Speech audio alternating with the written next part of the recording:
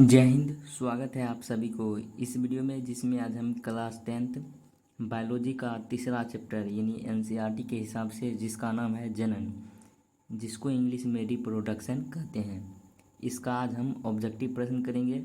आपको बता दें कि साइंस यानी बायोलॉजी में सबसे ज़्यादा ऑब्जेक्टिव इसी चैप्टर से पूछा जाता है। यानी इस चैप्टर से 4 से 5 ऑब्जेक्टिव सिर्फ पूछा जाता है। यानी इस चैप्टर से 4 से 5 अंक बोर्ड एग्जाम में पूछा जाता है।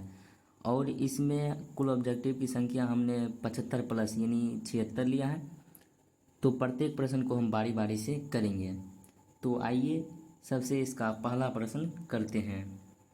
तो इसका पहला प्रश्न है, पुष्प का वह कौन सा भाग परागकण बनाता है।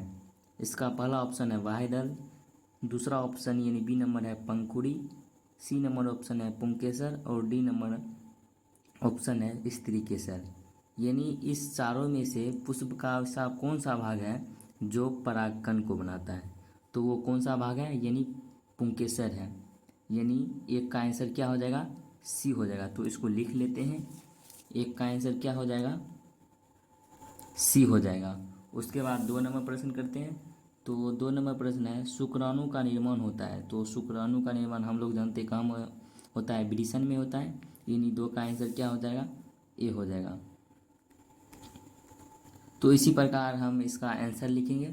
उसके बाद 3 नंबर प्रश्न करते हैं। तो यहाँ पर 4 ऑप्शन दिया गया है, तो प्रत्येक में हम 4 ऑप्शन नहीं लिखकर इसका सिर्फ हम आंसर लिख देते हैं। तो उसके बाद 3 नंबर प्रश्न करते हैं। 3 नंबर प्रश्न है, अलैंगिक जनन के समय कौन सा विभाजन होता है। यानी जब अलैंगिक जनन होता है तो उसमें कौन सा विभाजन होता है। तो उसमें समसूत्री भी विभाजन होता है और अर्धसूत्री यानी दोनों विभाजन होता है। यानी इसका आंसर सी हो जाएगा करेक्ट। तो यहाँ हम आंसर यानी ऑप्शन नहीं लिखें, सिर्फ यहाँ इसका आंसर लिखें। तो आप इसको याद कर लीजिएगा कि अलैंगिक जनन में समसूत्री विभाजन भी होता है, अर्धसूत्री विभाजन भी होता है। उसके बाद 4 नंबर प्रश्न है, जीव किस प्रक्रम द्वारा संख्या में वृद्धि करते हैं उसे कहते हैं। यानी ऐसा कौन सा प्रक्रम है जिसमें जीव अपने संख्या को वृद्धि करता है। तो वो कौन सा है, यानी जनन है। यानी 4 का आंसर क्या हो जाएगा, जनन। उसके बाद 5 नंबर प्रश्न करते हैं। तो 5 नंबर प्रश्न है, किस प्रकार के जनन में जनक के शरीर से कलिका निकलती है। यानी ऐसा कौन सा जनन है जिसमें जनक यानी माता या पिता रहे उसे जनक कहा जाता है, उसके शरीर से कलिका निकलता है। यानी अलैंगिक जनन में निकलता है, लेकिन किससे शरीर से निकलता है, तो मुकुलन। यानी 5 का आंसर हो जाएगा मुकुलन। उसके बाद 6 नंबर प्रश्न है, मुकुलन द्वारा प्रजनन किस में होता है। तो मुकुलन द्वारा प्रजनन हाइड्रा ईस्ट यानी दोनों में होता है। उसके बाद 7 नंबर प्रश्न है, पुष्पीय पौधों में लैंगिक जनन किसके द्वारा होता है। तो पुष्पीय फूलों में यानी पौधों में फूलों के द्वारा लैंगिक जनन होता है। उसके बाद 8 नंबर प्रश्न है, द्विखंडन होता है। तो द्विखंडन किस में होता है, अमीबा में होता है। उसके बाद 9 नंबर प्रश्न है, परिवर्तित परिस्थितियों में जीव जीवित रह सकते हैं। यानी किस परिस्थिति में जीव जीवित रह सकते हैं। तो अनुकूलन द्वारा। यानी अनुकूलन परिस्थिति यानी विपरीत परिस्थिति होगा तभी जीव जीवित रह सकते हैं। उसके बाद हम 10 नंबर प्रश्न करते हैं। प्रश्न है, बहुखंडन द्वारा जनन होता है। तो पहले पूछा गया था द्विखंडन, तो द्विखंडन अमीबा और ईस्ट में होता है, और बहुखंडन द्वारा जनन होता है तो प्लाज्मोडियम में बहुविखंडन होता है।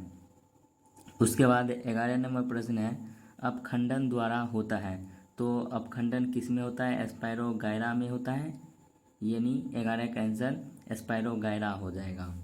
उसके बाद 12 नंबर प्रश्न है, अलैंगिक जनन मुकुलन द्वारा होता है। तो आपको पहले ही बता दिए थे मुकुलन किस में होता है, हाइड्रा या ईस्ट में।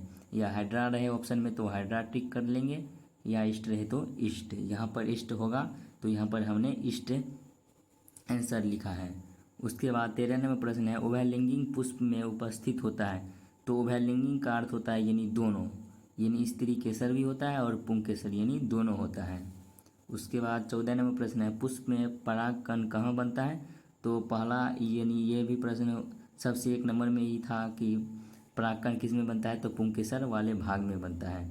उसके बाद 15 नंबर प्रश्न है, स्त्री केसर में है तो स्त्री केसर में कितने भाग होते हैं, तो हम लोग जानते हैं कि 3 भाग होते हैं। तो कौन कौन होता है, तो पहला होता है अंडाशय, दूसरा होता है वर्तिका और तीसरा होता है वर्तिकाग्र, यानी ये तीनों होता है। उसके बाद 16 नंबर प्रश्न है, पुष्प में बीजांड कहाँ उपस्थित होते हैं, तो हम लोग जानते हैं कि पुष्प में जो बीजांड रहता है वो कहाँ उपस्थित रहता है, अंडाशय में उपस्थित रहता है, यानी प्रेजेंट रहता है। उसके बाद 17 नंबर प्रश्न है, पुष्प में मादा युग्मक कहाँ उपस्थित होता है, तो ये कहाँ होता है, बीजांड में, यानी अंडाशय में हो जाएगा इसका आंसर। उसके बाद 18 नंबर प्रश्न करते हैं। तो यहाँ पर 18 नंबर प्रश्न दिया गया है, निषेचन के फलस्वरूप अंडाशय विकसित होता है। तो हम लोग जानते हैं कि निषेचन के फलस्वरूप जो अंडाशय होता है वो किस में बदल जाता है, तो वो फल में बदल जाता है। उसके बाद 19 नंबर प्रश्न है, पुष्प का वह कौन सा भाग है जो फल बनाता है, तो वो अंडाशय भाग है, जिसे इंग्लिश में ओवरी कहा जाता है। उसके बाद 20 नंबर प्रश्न करेंगे। यहाँ पर 20 नंबर प्रश्न है, निषेचन के बाद बीजांड बनता है। तो जो ये निषेचन के बाद यानी जो बीजांड बनता है वो किस में बनता है, तो बीज में बनता है।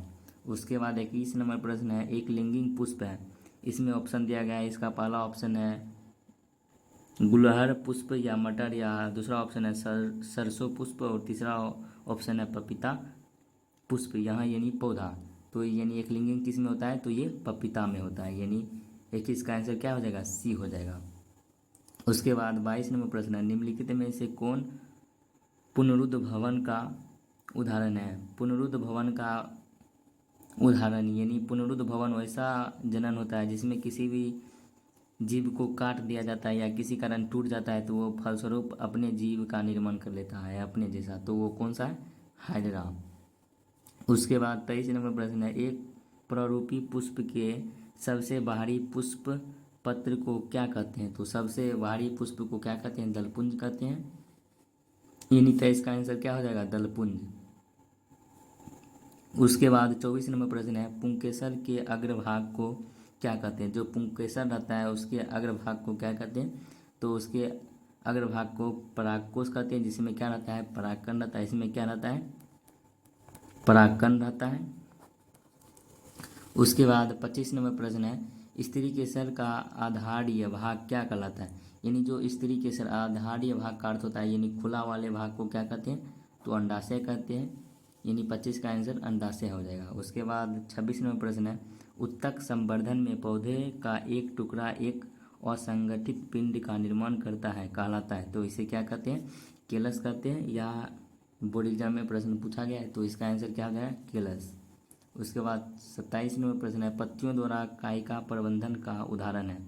तो जो पत्तियों में कायिका प्रबंधन होता है वो किस में होता है, तो वो होता है बायोफिलम में होता है, बायोफिलियम में होता है, इसे बायोफाइट भी कहा जाता है। उसके बाद 28 नंबर प्रश्न है, कृत्रिम कायिक प्रबंधन किन पौधों में करना चाहिए। यानी जो कृत्रिम यानी मानव के द्वारा जनन किस पौधों में करना चाहिए, जिसमें बीज उत्पन्न नहीं होता है उसमें करना चाहिए, यानी 18 का आंसर यही हो जाएगा, 28 का आंसर यही हो जाएगा। उसके बाद 29 नंबर प्रश्न करते हैं। 29 नंबर प्रश्न है, सबसे छोटा एवं सबसे बड़ा फूल कौन सा है। तो जो सबसे छोटा फूल है वो है गुल्फिया, जिसमें कीट यानी इसका जनन करता है, और जो सबसे बड़ा पुष्प है वो है रेपलिसिया, जिसे हाथी यानी इसका जनन करता है। उसके बाद 30 नंबर प्रश्न है, पुष्प में निषेचन कहाँ होता है, तो ये भ्रूण कोश के भीतर होता है, यानी अंडाशय के पास। उसके बाद 31 नंबर प्रश्न है, परागकण किन पौधों में होता है, तो स्वपरागन किन पौधों में होता है, तो ये उभयलिंगी पौधों में होता है। उसके बाद 32 नंबर प्रश्न है, वह युग्मक जो अचल और भोजन का संचय करती है कहलाती है, वो क्या कहलाती है, अंडाणु कहलाती है। उसके बाद 33 नंबर प्रश्न है, एक सामान्य पुष्प में यह उपस्थित होता है, यानी जो सामान्य पुष्प रहता है उसमें पुष्प होता है उसमें क्या क्या उपस्थित होता है, तो उसमें दल पंखुड़ी भी उपस्थित होता है, बाह्यदलीय और पुंकेसर या स्त्री केसर यानी सभी उपस्थित होता है। उसके बाद 34 नंबर प्रश्न है, बीज से नवोद्भिद विकसित होने की क्रिया को क्या कहते हैं? तो इसे अंकुर कहते हैं। यानी बीज से कोई पौधा निकलता है तो उसको क्या कहते हैं? तो उसे अंकुर कहते हैं। उसके बाद 35 नंबर प्रश्न है, बीज पत्र का क्या कार्य है? तो जो बीज पत्र है उसको क्या कार्य है? उसका खाद्य संग्रह है। इसका क्या कार्य है? खाद्य संग्रह, यानी खाद्य पदार्थों का क्या करता है? संग्रह करता है। उसके बाद 36 नंबर प्रश्न है, नव अंकुरित पौधे में यह होता है, इसमें मूलांकुर भी होता है और परांकुर भी होता है और बीज पत्र भी होता है। उसके बाद 37 नंबर प्रश्न है, पक्षियों द्वारा होने वाले परागकण को क्या कहते हैं? तो उसे क्या कहते हैं? आनियोफिली कहते हैं। आनियोफिली कहते हैं। उसके बाद 38 नंबर प्रश्न करते हैं। 38 नंबर प्रश्न है, कायिक प्रबंधन पौधे के किस भाग से नया पौधे उत्पन्न हो सकता है? तो ये जड़ से, पत्ते से भी और पत्तियां से भी। और कायिक प्रबंधन किस में होता है? तो ये गुलाब में होता है, गुलाब के पुष्प में, गन्ना के पौधे में और अंगूर के पौधे में ये कायिक प्रबंधन होता है। उसके बाद 39 नंबर प्रश्न है, बीज नहीं उत्पन्न करने की स्थिति में पौधे किस पद्धति को उगाए जा सकते हैं? तो वो कायिक प्रबंधन, और कायिक प्रबंधन कृत्रिम भी कर सकते हैं। उसके बाद 40 नंबर प्रश्न है, कायिक प्रबंधन का क्या महत्व है? तो इसका पहला, उत्पन्न पौधे जनक पौधे के समान होता है, यानी हाँ ये होता है। उसके बाद दूसरा है, उत्पन्न पौधे में फल एवं फूल का कम समय में आ जाते हैं। कायिक प्रबंधन से कम समय में फूल भी आ जाते हैं और फल भी आ जाते हैं। इनमें बीज की आवश्यकता नहीं होती है, क्योंकि कायिक प्रबंधन में अगर बीज की आवश्यकता होती तो कायिक प्रबंधन नहीं करते। यानी इसका सभी ऑप्शन क्या है? सही है और यह महत्व है। उसके बाद 41 नंबर प्रश्न है, हम अपने घरों में पानी प्लांट कैसे उगा सकते हैं? तो कायिक प्रबंधन से हम अपना घरों में जो पानी प्लांट है इसको उगा सकते हैं। उसके बाद 42 नंबर प्रश्न है, गीले डबल रोटी के टुकड़े पर क्या उत्पन्न हो जाता है? तो वो क्या हो जाता है? कवक हो जाता है। उसके बाद 43 नंबर प्रश्न है, गीले डबल रोटी पर राइजोपस कैसे जनन करता है? तो वो कायिक जनन से जनन करता है। और ये क्या होता है? द्विखंडन होता है, और द्विखंडन किस में नहीं होता है? यानी ईस्ट में होता है, और यानी विखंडन होता है वो ईस्ट और अमीबा में होता है। उसके बाद 44 नंबर प्रश्न है, बीजांड की ओर पराग नलिका की वृद्धि का कारण क्या है? ट्रॉपिज्म नामक जो ये इंग्लिश का शब्द है, इसी के कारण यानी जो बीजांड है वो पराग नलिका की ओर क्या होता है? वृद्धि होता है। ये रासायनिक हार्मोन होता है, केमोट्रॉपिज्म। उसके बाद 45 नंबर प्रश्न करते हैं। 45 नंबर प्रश्न है, जीव जनन क्यों करते हैं? तो जीव जनन क्यों करते हैं, इसका पहला ऑप्शन है अपने जाति का अस्तित्व बचाने के लिए, हाँ ये भी। अपनी जाति की संख्या में वृद्धि करने के लिए, ये भी हो जाएगा। उसके बाद है आनुवांशिक गुण पीढ़ी दर पीढ़ी पहुंचाने के लिए, ये भी, यानी इसका आंसर क्या हो जाएगा? सभी हो जाएगा। उसके बाद 46 नंबर प्रश्न है, लैंगिक जनन में कोशिका विभाजन होता है। तो लैंगिक जनन में क्या होता है? अर्धसूत्री विभाजन और समसूत्री, इसमें भी दोनों होता है। यानी 46 का आंसर क्या हो जाएगा? अर्धसूत्री और समसूत्री दोनों विभाजन होता है। उसके बाद 47 नंबर प्रश्न है, स्त्रियों के मासिक चक्र में एक परिपक्व अंडाणु किस दिन अंडाशय से बाहर निकलता है? तो वो 14वें दिन बाहर निकलता है। उसके बाद 48 नंबर प्रश्न है, वृषण कोश का तापमान शरीर के तापमान से कम होता है, कितने डिग्री कम होता है? तो 2 डिग्री सेल्सियस शरीर के तापमान से क्या होता है? कम होता है। उसके बाद 49 नंबर प्रश्न है, अंडाणु निषेचन होता है। तो ये फेलोपियन नलिका में अंडाणु निषेचन होता है। उसके बाद 50 नंबर प्रश्न है, लिंग गुण सूत्र का पूर्ण जोड़ा पाया जाता है, वो किस में पाया जाता है? तो स्त्री में पाया जाता है। उसके बाद 51 नंबर प्रश्न है, उत्तक संवर्धन में किस प्रकार का उत्तक लेते हैं? तो इसमें किस प्रकार का उत्तक लेते हैं? मेरिस्मेटिक उत्तक का प्रयोग करते हैं। उसके बाद 52 नंबर प्रश्न है, डीएनए कहाँ उपस्थित होता है? तो ये केंद्रक में उपस्थित होता है, यानी सेंटर में उपस्थित होता है। और डीएनए में क्या पाया जाता है? तो जीन पाया जाता है। उसके बाद 53 नंबर प्रश्न करते हैं। 53 नंबर प्रश्न है, स्पीशीज की उत्तर जीविता के लिए महत्वपूर्ण है, क्या है? विभिन्नता महत्वपूर्ण है। विभिन्नता रहेगा तभी कोई जीव यानी जीवित रहेगा। उसके बाद 54 नंबर प्रश्न है, अमीबा में जनन होता है। तो ये कोशिका विभाजन के द्वारा होता है, क्योंकि अमीबा में सबसे पहले क्या होता है, केंद्रक विभाजन होता है, उसके बाद साइटोप्लाज्म विभाजन होता है, और ये 2 अमीबा में बढ़ जाता है, यानी कोशिका विभाजन द्वारा होता है। उसके बाद 55 नंबर प्रश्न है, नर युग्मक एवं मादा युग्मक के संयोजन से क्या बनता है, तो ये निषेचन या जाइगोट। ये निषेचन को इंग्लिश में क्या कहते हैं, जाइगोट कहते हैं, तो ये निषेचन बनता है। उसके बाद 56 नंबर प्रश्न है, काउपर ग्रंथि का मुख्य कार्य क्या है, क्षारीय द्रव्य स्रावित करता है ये काउपर ग्रंथि।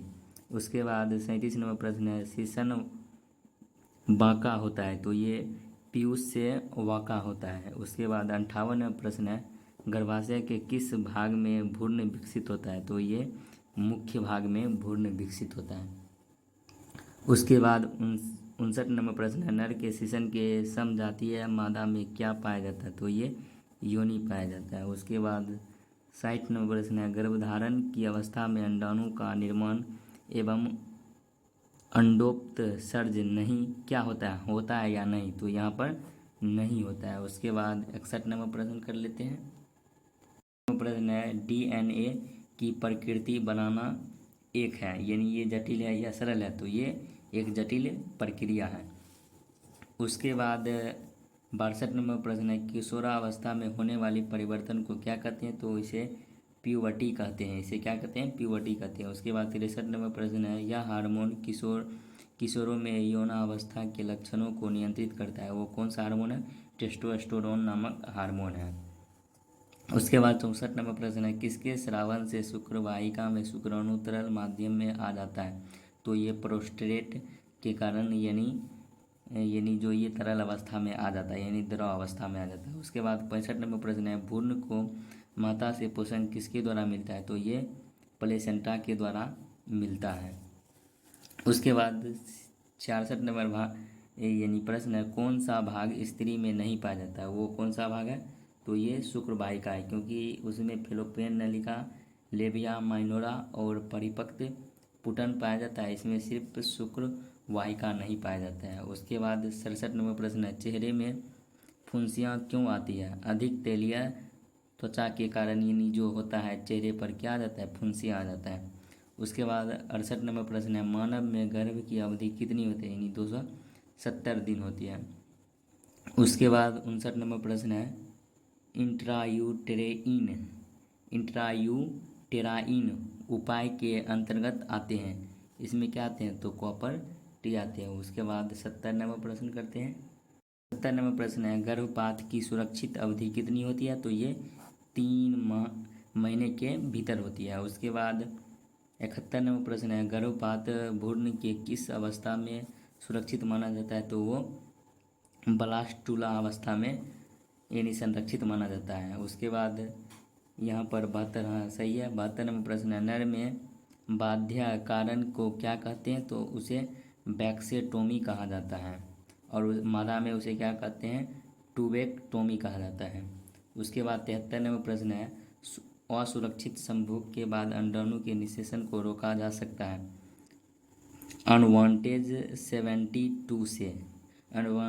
72 से उसे रोका जा सकता है। उसके बाद 74 नंबर प्रश्न है, कौन सा जीवाणु जनित रोग नहीं है, तो ये मस्सा जीवाणु जनित रोग नहीं है। उसके बाद 75 नंबर प्रश्न है, निम्नलिखित में कौन परिवार नियोजन संसाधनों में प्रयुक्त एक प्रभावी उपाय है, तो कंडोम, कॉपर टी एवं लूप डायफ्राम, ये सब क्या है, संरक्षित उपाय है। उसके बाद 76 और लास्ट नंबर प्रश्न है, कौन मलेरिया परजीवी है, इसमें क्या है, प्लाज्मोडियम है। तो हमने इस वीडियो में 1 से लेकर 76 तक यानी 75 प्लस हमने ऑब्जेक्टिव किया है। तो उम्मीद करते हैं कि आप लोग 1 से लेकर 76 तक में कोई भी प्रश्न डाउट नहीं रहा होगा। अगर कोई डाउट होगा तो कमेंट बॉक्स में पूछ लीजिएगा। तो आपको ये वीडियो कैसा लगा तो ज़रूर बताइएगा। मिलते हैं आपसे अगले वीडियो में। अगर आपको ये वीडियो अच्छा लगा हो तो वीडियो को लाइक कर दीजिएगा। अगर चैनल पर पहली बार हो तो चैनल को सब्सक्राइब कर दीजिएगा। Thank you for watching this video.